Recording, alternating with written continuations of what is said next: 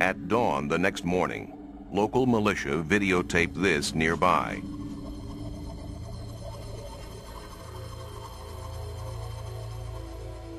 Enhanced, the night visitor looks like this.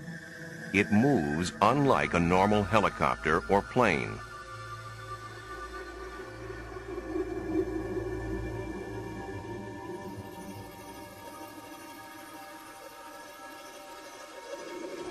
In another Soviet incident, hundreds of people thought they saw a giant UFO over the city of Petrozavodsk in northwest Russia in 1977. But studies established that it was the burning booster of a secretly launched satellite. Still, at the Soviet Academy of Sciences, such phenomena are considered worthy of serious inquiry. In addition to the country's military study, this governing body for academic research coordinates a countrywide collection of information for scientific analysis. Here, the Central Committee for the Study of UFOs gathers data from 10 other scientific academies. I would like to say a few words about our methods.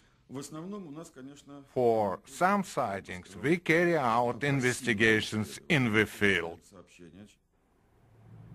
A sighting here has resulted in 12 years of research.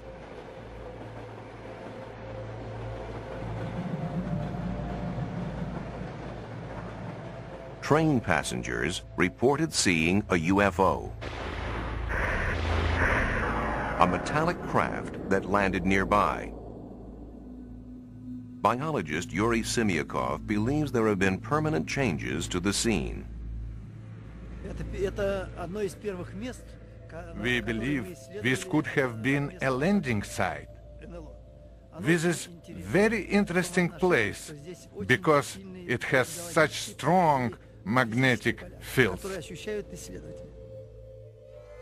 His experiments find living creatures shun this spot. These findings are consistent with studies of other UFO sites, where the ground appears empty of all life, even microbes. Most puzzling of all, Earth samples taken from landing sites contain tiny spheres. His work has led him to conclude these spheres were extraterrestrial in origin, containing DNA, the seed of life itself. In the U.S., tests of these samples were divided. Results indicate that the spheres are either of unknown origin or common parts of groundwater filter systems. Yet some Russian researchers believe alien microtechnology is being placed here by interplanetary prowlers.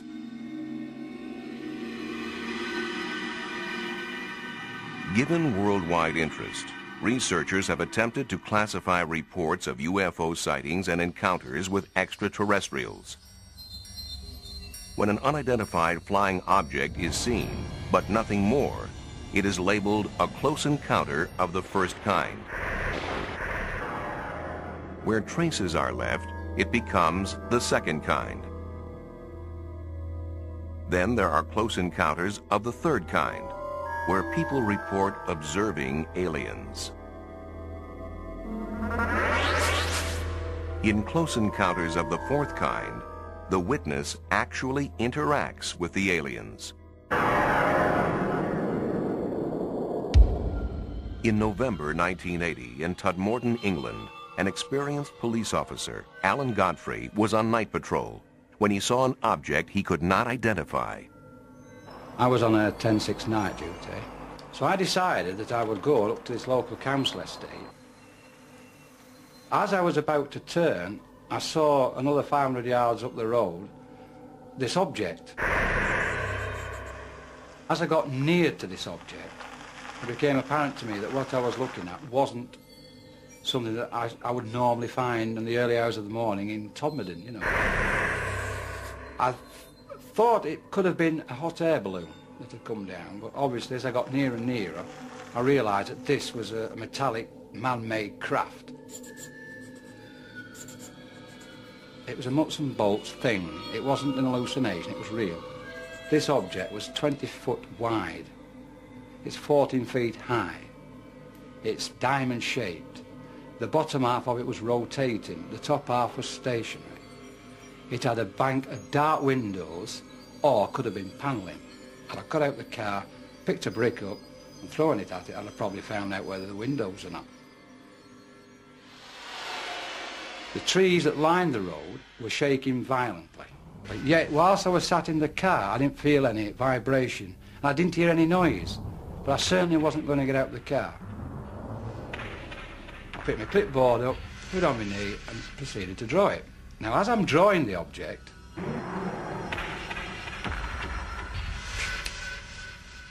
I'm suddenly at the other side of it, driving a police car.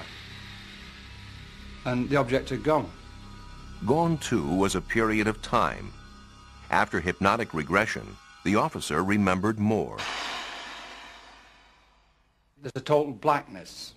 Then there's a feeling of floating, as though either me on my own or the vehicle, whatever, is floating. Then I wake up in a room.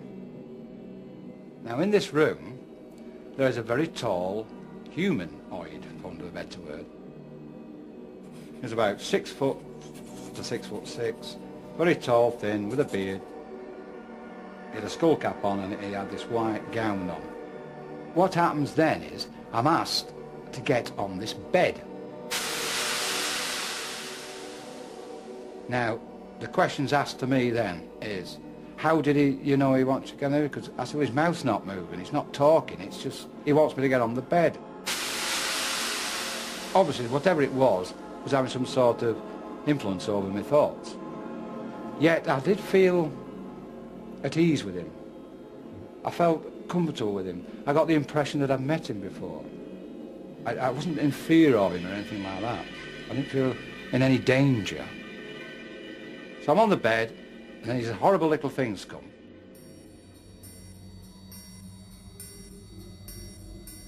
They are a lamp-shaped head with black, dark eyes. That's the best way I can describe them. And there was about 7 or 8 of them.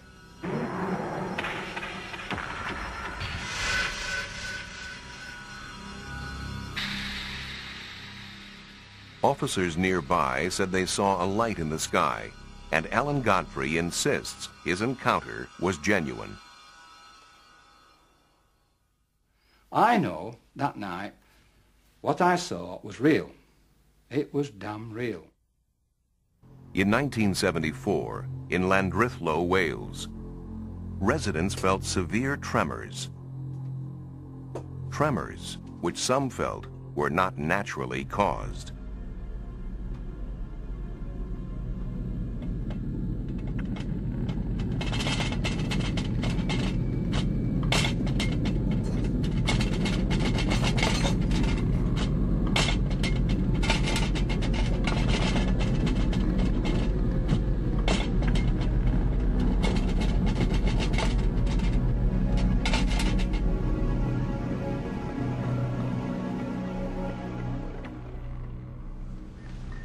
I have no idea what had happened. I don't think it was an earthquake somehow.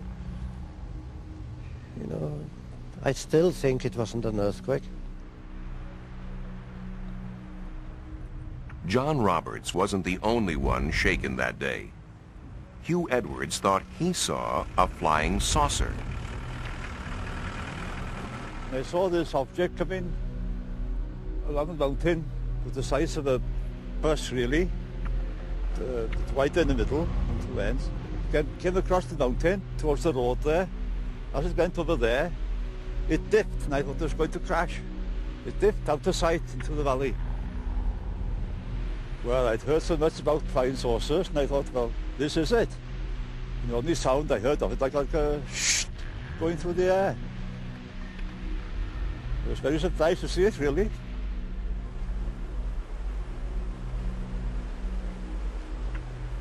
The district nurse thought perhaps a plane was down. I thought there might be an air crash. Maybe as a nurse we could help giving first aid. So I called to my daughters and we got into the car and we made our way up to the mountain. We drove a fair way along the mountain road, and to our left we could see a huge orange ball sitting on the mountain, glowing. Yeah, we stopped and we started looking what we thought was going to be an aircraft on fire. Because we'd envisaged sort of, oh God, you know, there might be bodies if it was an aeroplane crash, and we weren't too happy at that prospect, but we were quite surprised to see this big reddish orange ball just sitting there.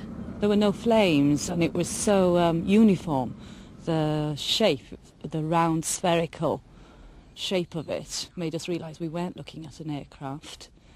There were no flames jumping, but it was pulsating, this red orange object that we saw. And we could see little lights, like fairy lights, coming towards the object in a zigzag pattern, and we assumed at that time possibly there was someone going to see what was what. With hindsight, we realised that a search party couldn't have got there, located it and got there in the time it had taken us to go from the village up to the mountain. Yeah. No one could have organised themselves to get to the object that we saw. Since no search party went out that night, nothing was ever found at the scene. But astronomer Ron Madison has proposed that what the villagers saw that night was a meteorite or fireball, and that it coincided with an earthquake at a nearby fault. Thinking that that explosion might well have been due to an impacting piece of rock, our first reaction was to try to estimate the energy involved. And it seemed to us to be something that would correspond to an explosion of the size of about 600 tons of TNT.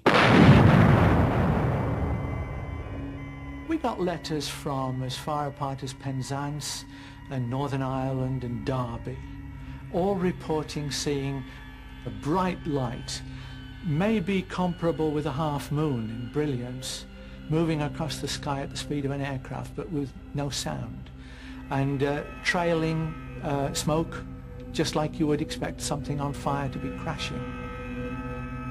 In the next few days we were to realise, of course, that the village was not very far from the Bala Fault, which is active and has been moving steadily over thousands of years. And unbeknown to us at the time originally, there had been on that evening a movement on the fault, and that is incontrovertible evidence. This was a coincidence. There were fireballs in the sky at the same time that there was a triggered movement along the Bala Fault.